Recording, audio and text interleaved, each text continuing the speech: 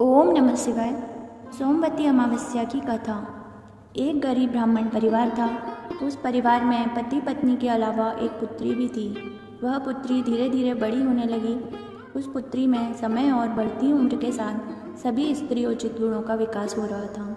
वह लड़की सुंदर, संस्कारवान एवं गुणवान भी थी, किंतु गरीब होने के कारण उसका विवाह नहीं हो पा रहा था। एक दिन उस ब्राह्मण के घर एक साधु महाराज पधारे। वो उस कन्या के सेवा भाव से काफ़ी प्रसन्न हुए। कन्या को लंबी आयु का आशीर्वाद देते हुए साधु ने कहा कि इस कन्या के हथेली में विवाह योग्य रेखा नहीं है।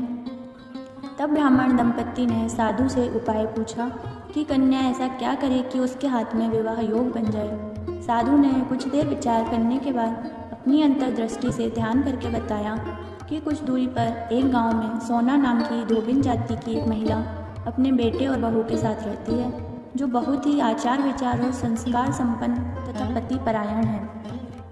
यदि यह कन्या उसकी सेवा करे और वह महिला इसकी शादी में अपने मांग का सिंदूर लगा दे, उसके बाद इस कन्या का विवाह हो तो इस कन्या का वैधव्य योग मिट सकता है। साधु ने यह भी बताया कि वह महिला कहीं आती जाती नहीं है। यह बात सुनकर ब्राह्मणी ने अपनी बेटी से धोबिन की सेवा करने की बात कही। अगले दिन कन्या प्रातःकाल ही उठकर सोना धोबिन के घर जाकर साफ सफाई और अन्य सारे काम करके अपने घर वापस आ जाती। एक दिन सोना धोबिन अपनी बहू से पूछती है कि तुम तो सुबह ही उठकर सारे काम कर लेती हो और पता भी नहीं चलता। बहू ने कहा, माँ जी, मैंने तो सोचा कि आप सुबह उठकर सारे काम खुद ही ख़त्म कर लेती हैं, मैं तो देर से उठती हूँ। इस पर दोनों सास बहू निगरानी करने लगी कि कौन है जो सुबह ही घर का सारा काम करके चला जाता है। कई दिनों के बाद धोबिन ने देखा कि एक कन्या मुंह अंधेरे घर में आती है और सारे काम करने के बाद चली जाती है।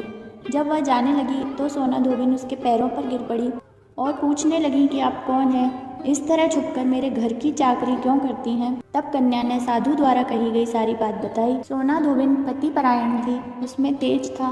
वह तैयार हो गई। सोना धोबिन के पति थोड़ा अस्वस्थ थे। उसने अपनी बहू से अपने लौट आने तक घर पर ही रहने को कहा।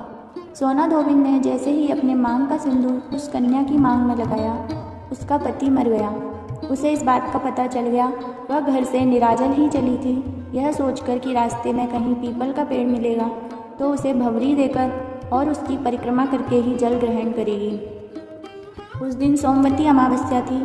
ब्राह्मण के घर मिले पुए पकवान की जगह उसने ईंट के टुकड़ों से 108 बार भंवरी देकर 108 बार पीपल के पेड़ की परिक्रमा की और उसके बाद जल ग्रहण किया। ऐसा करते ही उसके पति के मुर्दा शरीर में वापस जान आ गई। धोबिन का पति वापस जीवित हो उठा। इसलिए सोमवती अमावस्या के दिन से शुरू करके जो व्यक्ति हर अमावस्या के दिन भंवरी देता है, उसके सुख और सौभाग्य में वृद्धि होती है।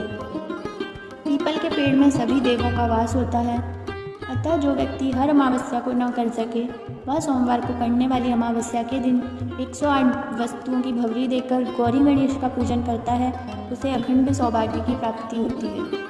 ओम नमः शिवाय। हर हर महादेव। अगर आप इसी तरह की और कथाएं सुनना चाहते हैं तो इस वीडियो को लाइक करें, शेयर करें एवं चैनल को सब्सक्राइब करें। धन्यवाद दोस्तों। हर हर महादेव।